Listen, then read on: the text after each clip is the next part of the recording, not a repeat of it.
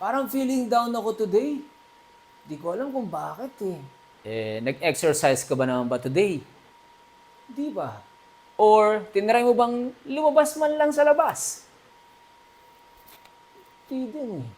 Meron ka na bang nakausap man lang? Hindi eh. Kumain ka ba naman ng tama? Di nga eh. Limitahan mo naman ba ang scrolling mo sa social media? Di din. Meron ka bang ginawang any plans or any plano ngayong araw na to? Di din eh. Uminom ka ba ng enough water? Di pa. Nagkaroon ka ba ng maayos na tulog? Di din.